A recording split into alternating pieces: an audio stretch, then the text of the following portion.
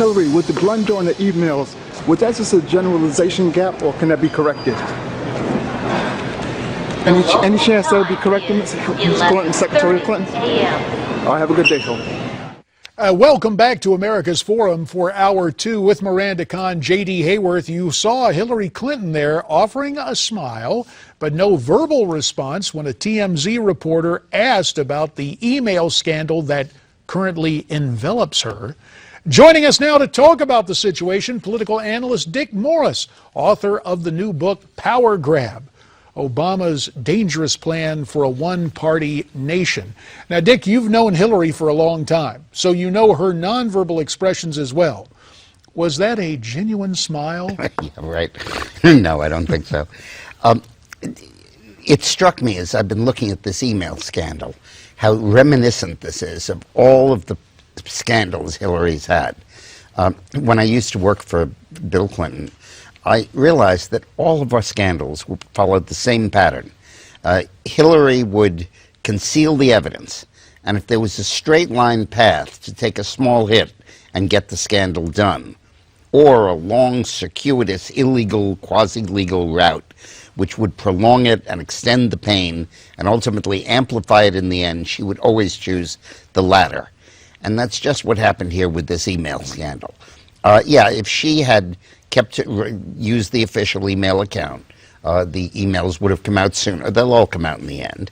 And she would have taken an earlier hit on Benghazi, but nothing like what she's doing now. And she's succeeded in taking a 2015 scandal. And now we're going to play the favorite Washington game of hide the email. And it's now going to go to 2016. And on the way to the Iowa caucuses, she'll have a subpoena. It makes it a 2016 scandal. And it takes a scandal that would be normally fairly minor and a conservative scandal and makes it a New York Times scandal. Her approach has been kind of to laugh it off. She actually didn't address it right away. And you just heard Secretary of State John Kerry kind of, in a sarcastic kind of tone saying, I'll get on that very important issue. Is that the right move for her to make, to kind of blow this off and say, just go ahead, let them read my emails?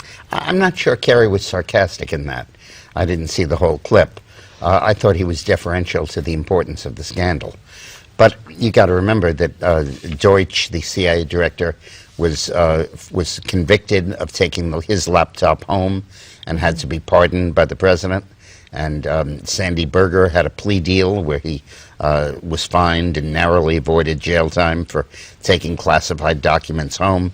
This is a very serious no-no. But politically, it totally transforms the Elizabeth Warren options.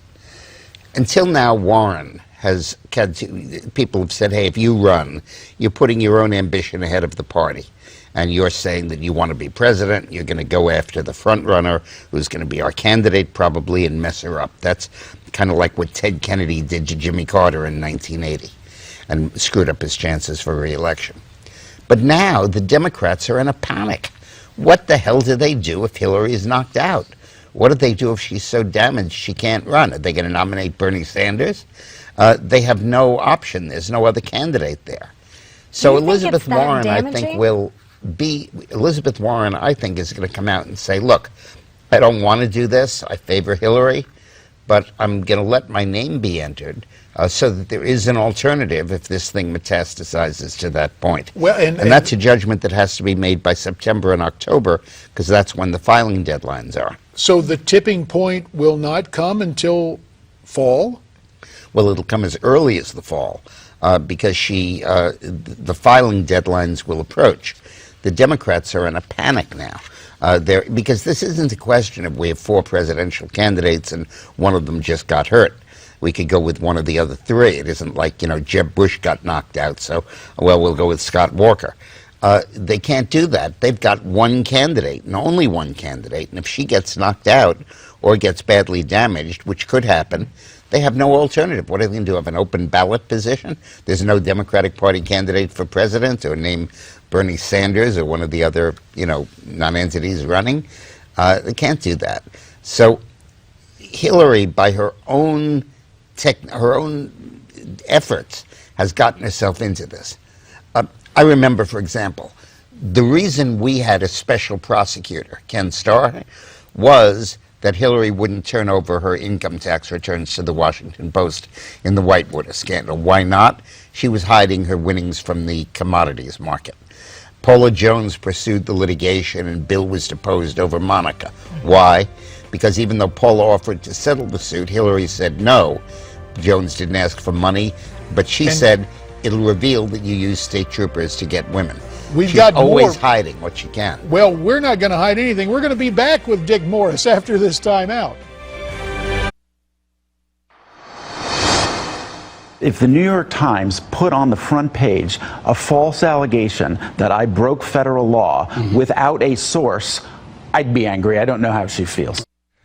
Back on America's Forum, that's Media Matters founder David Brock on MSNBC saying he would be upset if the New York Times said he broke federal law without a source. Whenever you put Brock on the screen, you need to put a date code.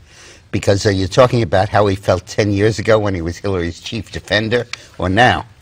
You know, very few times, we may have to put up a historical marker, David Brock moves Dick Morris to go, boom, you got to get the date and time put down there. Well, the time right now is to continue our discussion. Oh, yes, and to point out that we're pleased to welcome back Dick Morris, the author of the book Power Grab, Obama's Dangerous Plan for a One-Party Nation. And while that threat looms, and I'm going to talk about another installment of it later this hour, not the book, but the plan, Dick, let's talk about what continues with Hillary Clinton.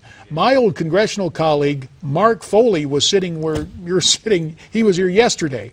Listen to what he said about Hillary's vanishing emails. When you're in government, you use government servers, you use government emails. You know that. And, you know, the Democrats found my emails. We can't find theirs. It's very interesting to me. It really is. Security of our nation, discussing trade, discussing security, and she's on her own server. It absolutely makes no sense. There's a further point that I want to make about that. Everybody in the administration was in on this. Because you're telling me Obama never got an email from Hillary and never noticed that it didn't say state.gov. It said Hillary World or ClintonWorld.com or something. The whole State Department, the whole national security establishment, every single person must, per force, have known that Hillary was using her own email because they all got the emails and it's right there in the title. So this wasn't something that was a sudden denouement. They knew it and they didn't stop her. And in the entire cabinet, there's only one person that did this routinely, and it turns out to be Hillary Clinton. And go through the list of people who have faced criminal prosecution for doing the same damn thing. You know, what are we back arguing? Is perjury a crime? You know, like we were during the Lewinsky affair. Well, taking classified information home is a crime. And keeping it there, and all information you touch as secretary is a crime, is a problem. The other thing that is important is you showed the video of Hillary not commenting. There really can only be one reason for her not commenting, which is that there's classified information on those emails and that the problem is still being litigated and negotiated, and she doesn't want to say anything to prejudice what could ultimately be a more serious charge. Well, the obvious thing that should happen now, I mean, if this were a political rather than a legal point, and she had nothing to fear, would be, here's the server, DOJ, FBI, come on in and check it out. There's also some question, though, whether or not she violated this federal law, and now they're coming out saying there was a policy in place since 2005, or there wasn't one until after Obama. You're dealing here with layers. Right. No, it wasn't. It does not appear to have been well, it may have been, but was it a federal law she violated, or a State Department regulation, or a customary procedure? Those would be the levels. But whatever it wasn't right. And whatever it was a unique effort to create one standard for disclosure for her and one for the rest of the administration, including, by the way, the president. About a minute 30 remains, and Dick, I understand you're casting not so much a wary eye, but you have some interesting philosophies about one possible candidate's presidential fortunes and the upcoming Obamacare decision from the Supreme Court. The problem is that if the Supreme Court rules in our favor in the King v. Burwell case, and says you can't give subsidies to anyone who came to you through the federal exchanges. Then there are going to be 6.5 million people raising hell because they just lost their health insurance.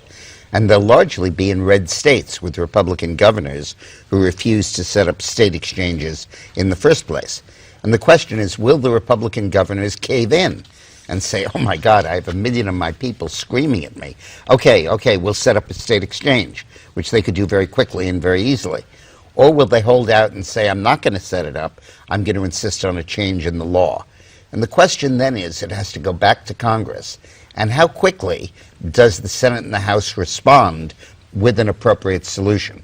And I think on that, the key point guy is going to be Ted Cruz, who kind of controls the left on the health care issue, the right on the health care issue. And it'll be very important for him, but also for the rest of us. Because otherwise you're going to get Republican governor after governor caving in to that pressure. But if they come up with a temporary expedient and then move on, this can really, really work.